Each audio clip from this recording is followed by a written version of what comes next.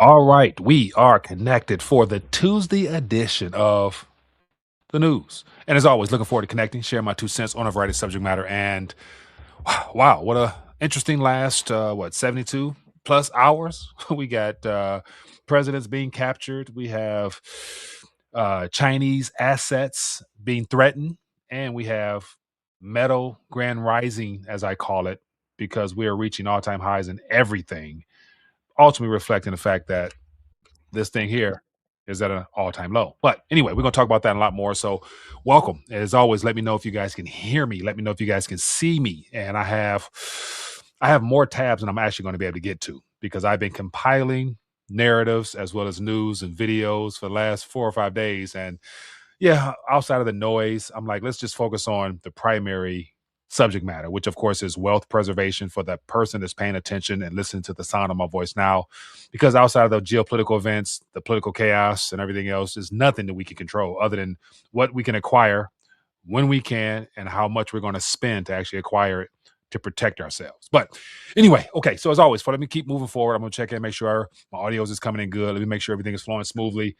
And one thing that caught my attention outside of many things, I'm going to go through the price chart of all metals. For the most part, anything that's metal and tangible from the periodic table is at an all-time high.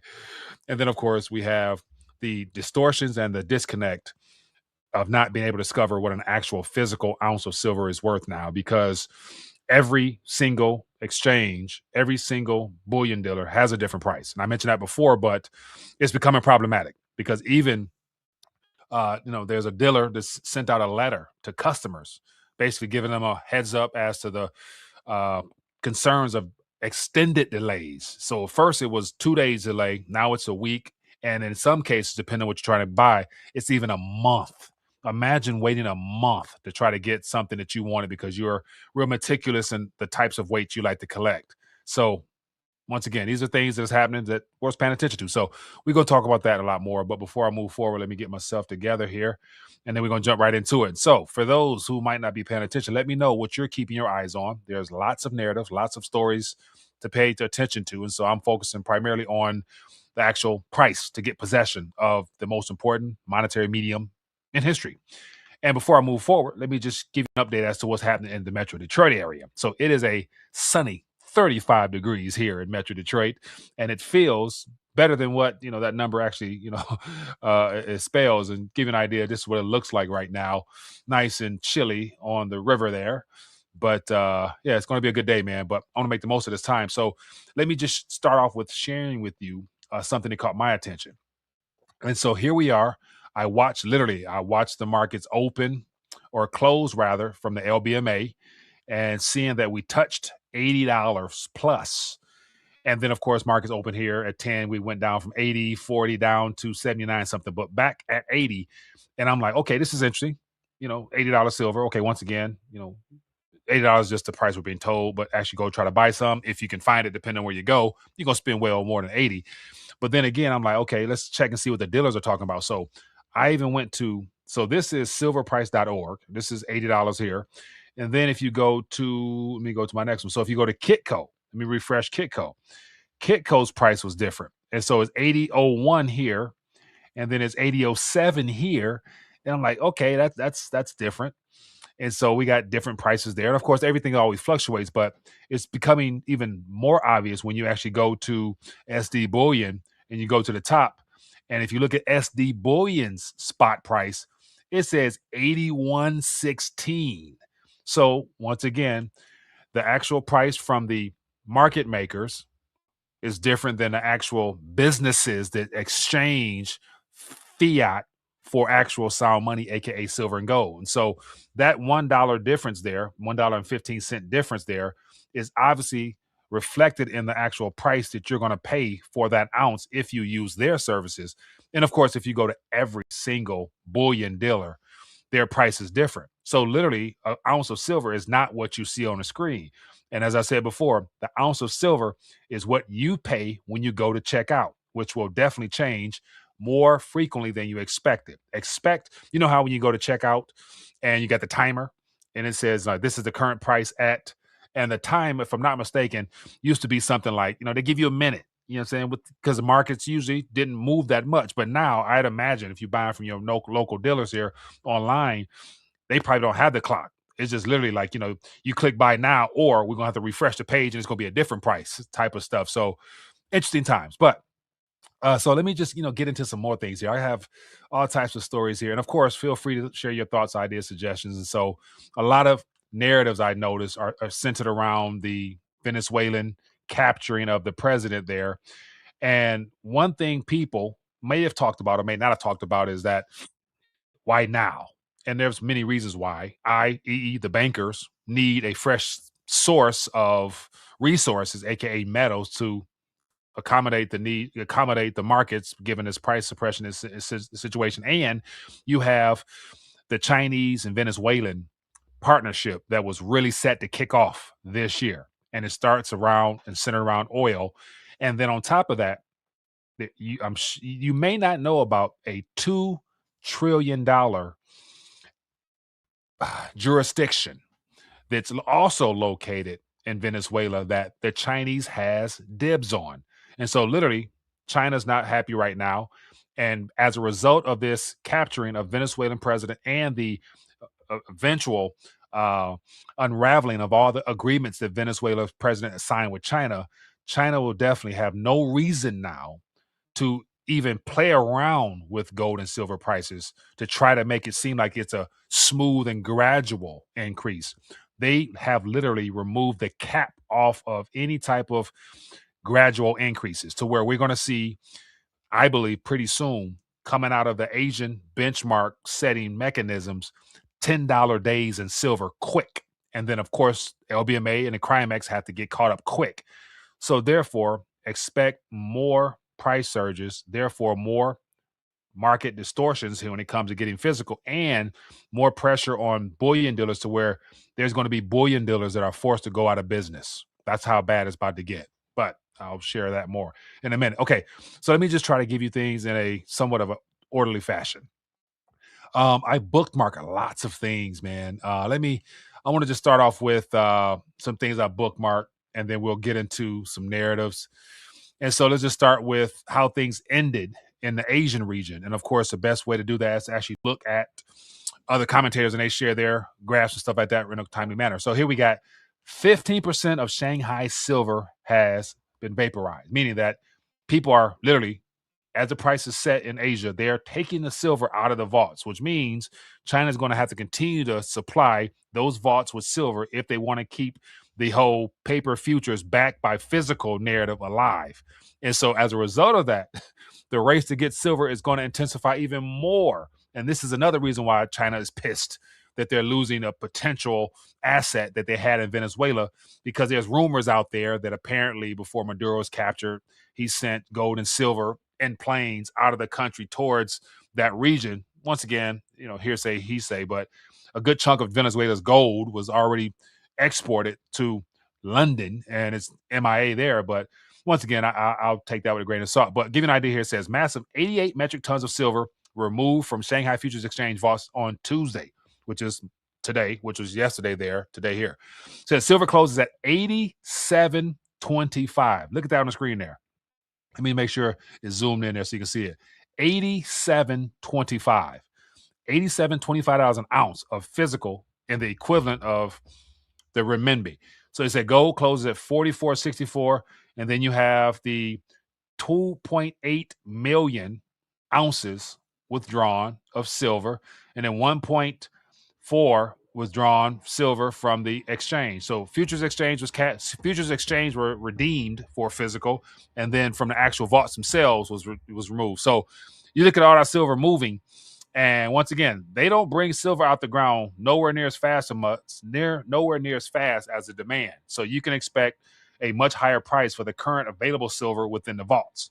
So that, my friends, will be very problematic for the Western Hemisphere, because even with the bankers having captured Venezuela, they're not going to be able to secure enough silver in time to actually meet demand of the market. So expect higher prices. But ultimately speaking, the current price of silver, because I think it is the centerpiece of this entire monetary experiment we're experiencing now, is actually irrelevant, because right now, as a for holders of physical silver, when you go to try to exchange or sell some silver back into fiat, the dealers, because of the issues they're having right now, there are definitely going to be some dealers out there that will buy it with no problem, but they're not going to give you anything that puts their business in danger of them losing. So they're going to always pay under spot. It's just a matter of how much. And so let me share some other things here with you. Let me get on the screen here. So here is just some more things here. It says delays. So this is delays. It says delays on 1 ounce silver rounds reached 7 weeks on some products at major U.S. bullion dealers. It says we're witnessing some historics on the silver market. It says today's 10% silver spike may cool demand slightly to start the week, but we may not be far from the point at which retail joins the silver stampede. So this is what I was talking about earlier from SD Bullion, where they gave a disclaimer here saying, so you have to check. I understand this product is on delay and my entire order containing this product will have the expected shipping date of February 24th. And so this here is an SD Bullion round, meaning that they have to go secure the actual bullion, then have the coins minted, then have it restocked in their shelves here. So this is a personal, private mintage here, which is the reason why it's a month to get these. But then again, you look at the actual spot price, and this is a screenshot from yesterday.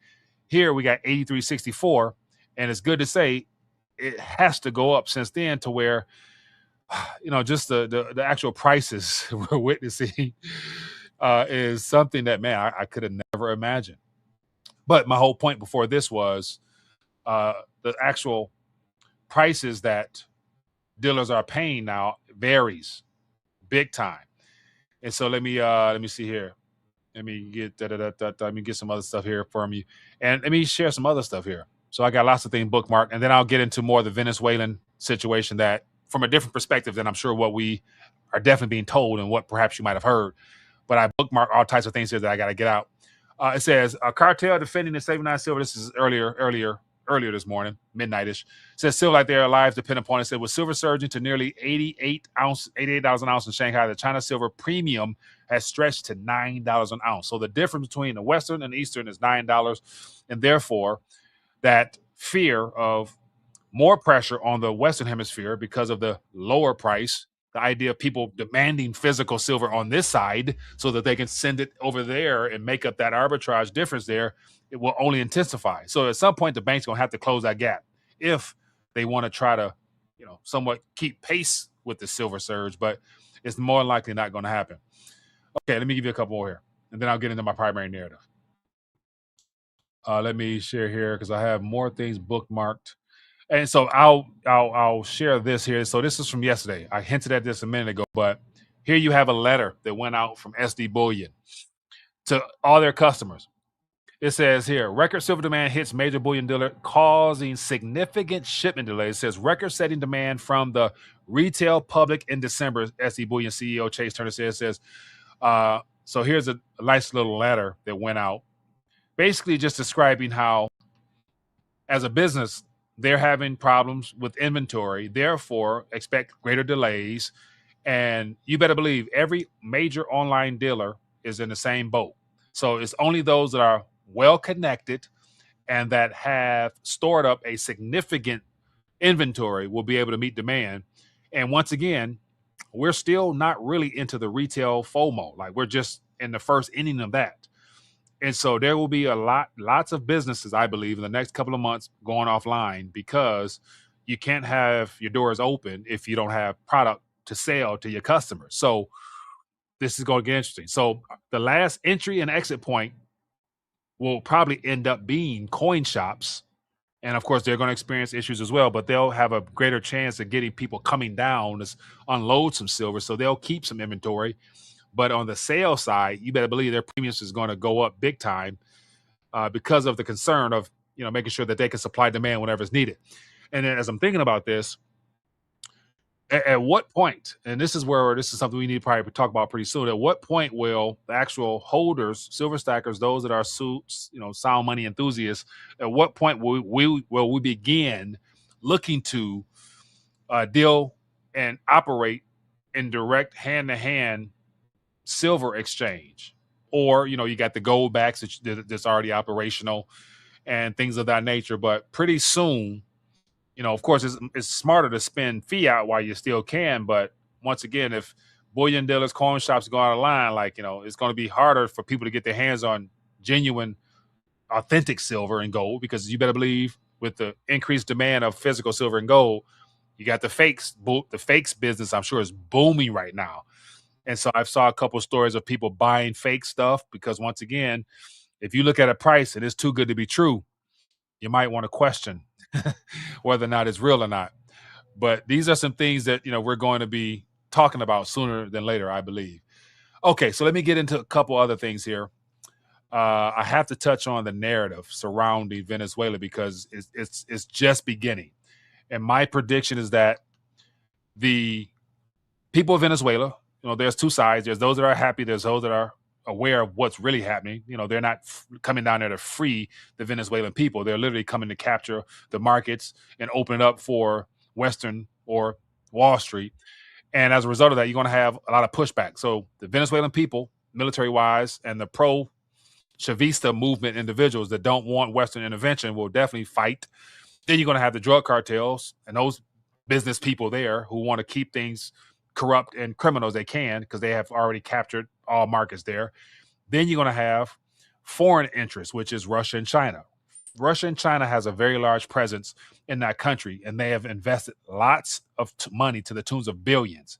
They're going to want access to the things that they were promised when they signed agreements. I'm going to go through a whole list of agreements that lets me know this will not be a easy capture of a nation, similar to how the U.S. invaded Libya, Iraq, Syria, all the Middle Eastern countries. Venezuela is going to be a different story. And so we will be sending boots on the ground in Venezuela, I believe, in order to help Wall Street capture the resources as well as helping the oil industry capture the oil. And so, unfortunately, there will probably be some lives lost. And once again, it's just a reflection of this administration and whatever side of the aisle you stand on, whatever you believe this is intended to accomplish. When you got to use American troops, you got to ask yourself, whose war will this be? And once again, I'm gonna probably shy back on the geopolitical narratives and stuff like that, just because a lot of it is wasting my breath because I can't stop, won't, and then this new world alliance that's being formed will not stop. And so, literally talking about it is just a waste of time. I can share my opinion on it, but once again, my opinion don't matter. When I log on, I want to reach those people who might discover the channel for the first time that don't know the importance of gold and silver and be able to go get them some and understand why, and then have plans around it. That's going to be my purpose moving forward with relative to rethinking the dollar and, trying to be street savvy and trying to be, give people an in-game perspective. You know what I'm saying? So anyway, that's just, a little something there I thought I would just share. Okay, so let me get into some narratives here. So let's just talk about what the overall support is. So here's a headline here. It says only 33% of Americans approve of the U.S. strike in Venezuela. So this is just a little graph here. And, I'm not going to go into detail about it, but overall support for what just took place is very minimal. But then again, this administration, this is his last hoorah. And so he only has literally 2 years left to accomplish everything that he was put in power to accomplish, which expect more chaos, more devastation, more debasement, more everything, because there's no solution to a problem that's unsolvable. So yeah, I got a lot of things that I believe will be coming, which won't be pretty, unfortunately. So yeah, anyway, but that's just some headlines here. So here we have Colombia and Brazil bolster armed forces at borders, bracing for the Venezuelan refugee influx. And this is as of today. And so here we have Sunday, Colombian Defensive Minister ordered deployment of 30,000 troops to Venezuelan border to strengthen security. And this move coincided with putting emergency measures in place to assist displaced civilians. So you better believe, as a result of this, there's going to be lots of turmoil and chaos. And literally, wherever the U.S. goes, whenever they get involved, they destabilize the entire region. So Colombia will be impacted by this Venezuela situation, as well as Guyana, as well as Brazil. So all this will be impacted. But as I mentioned earlier, for those who might be plugging in late, the one outside of oil, which is what we're aware of, it's the other additional resources that are important. And there's a region on this map in green that's in the Bolivar state. So literally this region right here called the Bolivar State. This region here has a $2 trillion abundance of resources. And this is what the bullion banks, this is what the banking cartel wants. And so the oil energy complex, they get the oil, and Wall Street will go for the Bolivar region right here to extract what's there. So this is what American troops will eventually be sent to Venezuela to secure. And so you better believe whenever the U.S. goes, nothing gets accomplished as planned. And yeah, so this is the beginning, people, of what's happening, because Venezuela and Russia have assets there to protect. Okay, so let me keep it going. Let me get into some of the narratives here. So here is something that was a part of the reason why the U.S. needed to go in, like right now, to capture Maduro, to prepare for things that were being set up by the Maduro or the Venezuelan Chinese partnerships. So they've been working together for 5 or 6 years now. They got a lot of bilateral agreements, a lot of heavy investment was put into Venezuela by China to secure their interests, as well as the continuation of the Belt and Road Initiative, which the maritime access would definitely impact Venezuela. And so here's just a headline here, and I'll get into why. It says exclusive, so it's blocked out, but I didn't bother to go try to get it. But the headline speaks for itself. Private Chinese firm producing oil in Venezuela under a rare 20-year pact, sources says. And so it's this 20-year agreement plus other things that the U.S. could not allow to happen, because literally this 20-year pact kicks off right about now. And it kicks off with this. This is the reason why. This is a major reason why the U.S. decided to strike now. Maduro, so think about this. One thing people don't realize is that Maduro has had a hit out on his life, or had a ransom. I think Biden put it out. Trump put it out first at 10 million. Then Biden put it at 25 million. So for the last 5-6 years, there's been a price tag on Maduro's head forever. And it was just there, but nobody ever decided to claim that, that cash prize on Maduro's head. And so literally now this administration is like, you know what, that 25 million that he's, that bounty on his head, nobody's going to go get that. So skip the bounty. We got to go just get them ourselves. And it's like, what a coincidence that they go right now. And you get that 20-year agreement kicking off. And then you have this right here. This Chinese joint oil venture partner installs a drill rig in Lake Maracaibo. And so literally the Chinese sent over a oil extraction rig to begin extracting oil, like all the crumbling, all the corroded and outdated oil wells that were there. China's literally they sent over the first of many to come to begin extracting oil at a very high sophisticated rate. So you got Chinese technology moving into Venezuela. What a coincidence that they decided to go in right now before those rigs were set up and pumping oil, and therefore that oil going where? Back to China. And so this narrative is, so this was in September.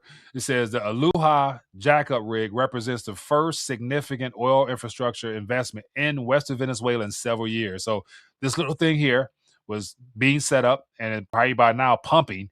And so this plays into that 20-year deal. So it says the privately owned, it says the privately owned China Concord secured a 20-year deal to run the Lago Cinco and Lagunas Lago oil fields, and will reportedly invest $1 billion with the goal of raising production from the present 12,000 barrels per day. So right now, prior to this Chinese investment and Chinese re-infrastructuring, it was at 12,000 barrels per day. Now they're talking about bringing it from 12 to 60,000 barrels per day by the end of this year. The project aims to develop 500 wells.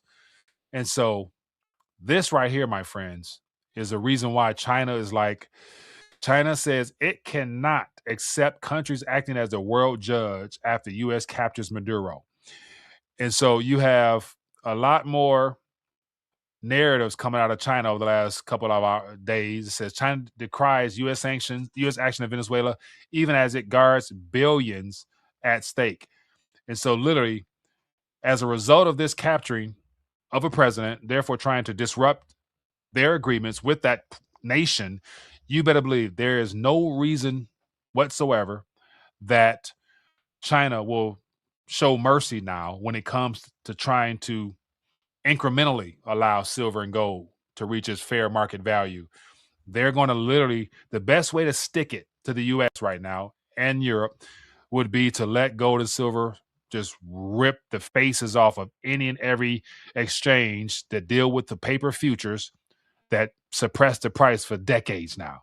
So if China chooses to, which I believe they have every right to do now, because if they end up losing assets that they're putting in Venezuela, then the best way to stick it to the dollar is to let gold and silver rip, therefore causing the bullion banks in the Western Hemisphere to go belly up.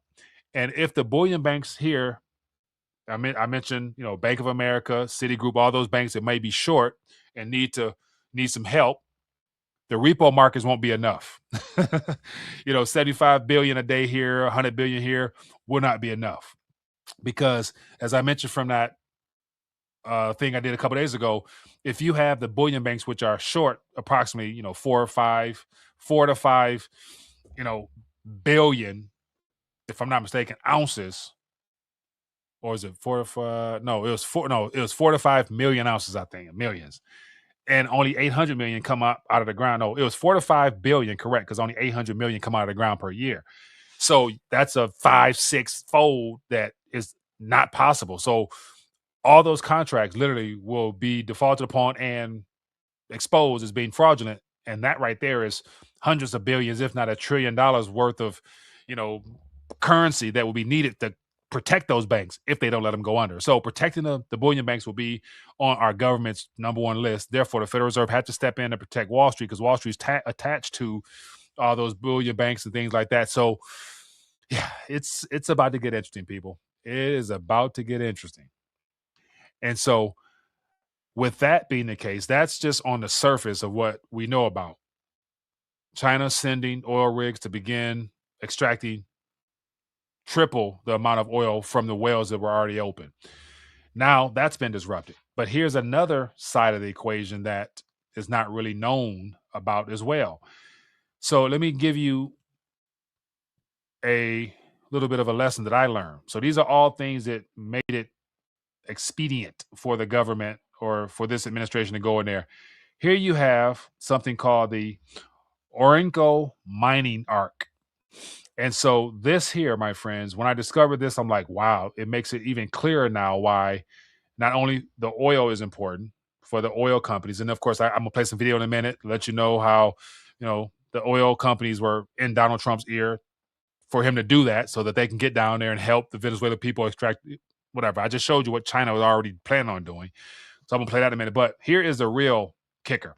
It says the Orinoco mining, from Santa and correct, forgive me, is a resource-rich area in Venezuela that has become a hub for illegal mining. It was opened in February 2016 as the Orinoco Mining Arc National Strategic Development Zone. So the OMRAR, whatever, has been operating since 2017. The mine covers 12.2% of the Venezuelan territory with the area of 111,000 kilometers. So think about this.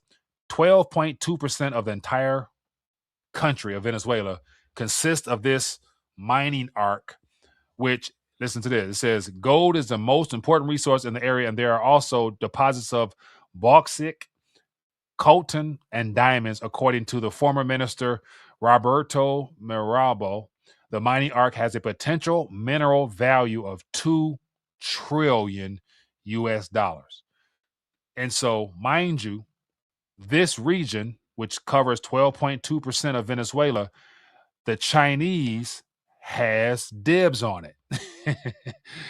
And so let me see here. So let me share some other things with you. So outside of this region here, this is the region I was talking about that covers. Let me get a map for you here. Let me see. Okay, so I may not be able to find the map, but let me see if I can. Okay, so as I mentioned, it's the state of Bolivar, which I showed you on the first map. But here's just the area that it covers. If it's 12.2% of the country is that region, it says here the Orinoco River. It says the The Monero spans an area such as the river, covers the Venezuelan states of Amazonas, Bolivar, Delta, Marcoro. So the region is one of the most biodiverse areas of the Amazon rainforest. So literally, as I mentioned, it is the region. Let me see where is that? It's this region here. So this entire southern hemisphere, the Amazonas and Bolivar, is where this naturally rich $2 trillion region is at, and it's untapped. And so you better believe the bullion banks would definitely love to get there and extract all the resources out of there before China does. And I have a couple other articles here highlighting how China was planning on doing this and doing that. And so just to let you know how the U.S. was already preparing for this, here is a news update from Scottsdale Mint. They're partners of the United States Mint. They help supply the blanks for the United States Mint. And here you have the U.S. secures a silver smelter deal to process LATAM metals. And so here you have the United States with the U.S. Department of Defense will hold a 40% stake of JPM finance smelter. So JP Morgan financed this smelter. And so once again, they're going through all this infrastructure build out. Where is the metals coming from? I wonder, is it the early investment for what they anticipate being the extraction of the Venezuelan / other nations? Because once again, Venezuela is just one. They're going after all types of other nations as well. Anything that's naturally rich, they're going after them. And they need the infrastructure to make sure that once the product is sent over, it can be melted down, refined, and processed, and then shipped out for a variety of reasons. But give you an idea here, it says the project known as U.S. Smelter is expected to require approximately $6.6 billion capital expenditures with total investment of $7.4 financing cost. It said it is being developed in coordination with the U.S. Department of War, the U.S. Department of Commerce, according to the project's materials and government statement. So think about this: the Department of War. It's good to say that you need a variety of minerals and rare earths and silver in order to be able to provide for the military industrial complex, i.e. the defensive investments. And so you got the combination of the War and Commerce Department joining in through JP Morgan to have in preparation this smelter to be able to prepare and produce real world resources. So, these are just one or two or three of things that, once again, everything was strategically planned and coordinated. Nothing is accidental. Everything is intentional in the midst of a new world takeover. So Venezuela is the first. And then I'm going to play some sound bites. So I'm not sure, where people, I'm going to just play some sound bites, some things that should really have people fired up. Now, I'm just going to go through a variety of sound bites and play these because these are things that I bookmarked that I didn't get a chance to talk about. But whenever you see Lindsey Graham, a neocon of neocons, and Donald Trump partnering up and working together, things you should question. But this is a statement here that should spook everybody.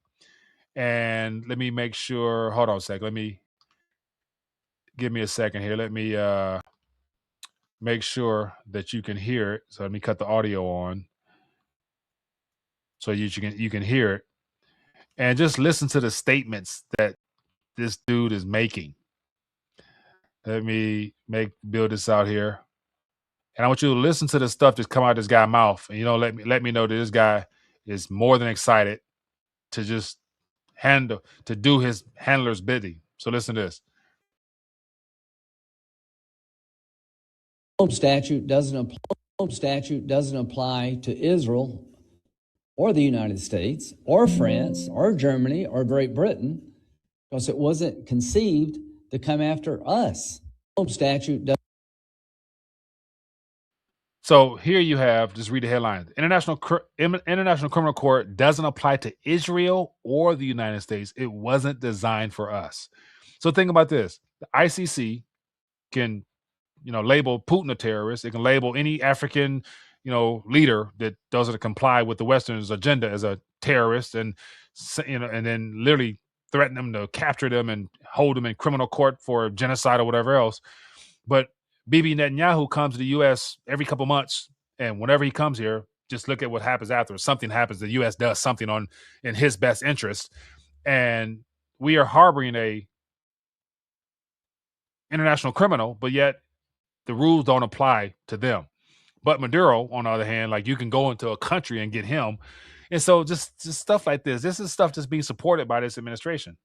And so here's another one here. Listen, look at this one. This right here I found to be funny. You've seen it. One of the things that is happening, and I think you see it all the time. Howard, you've seen it. That Cuba is ready to fall. You know? Yes. Cuba looks like it's ready to fall. I don't know if they're going to hold out. But Cuba now has no income. They got all of their income from Venezuela, from the Venezuelan oil. They're not getting any of it. And Cuba literally is ready to fall. And you have a lot of great Cuban Americans that are going to be very happy about this. Marco Rubio. So the whole point of that video was just the person. Look out how happy Lindsey Graham is.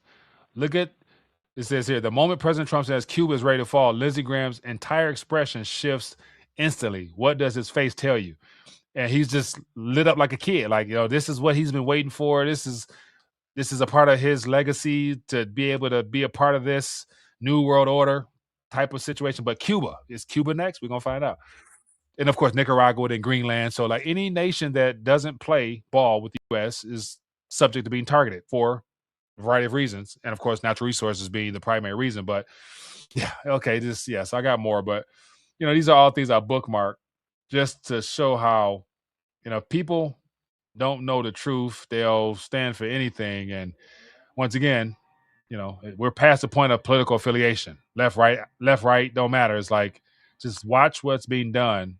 How does this make America great again? That's just my thought, but could be 100% wrong.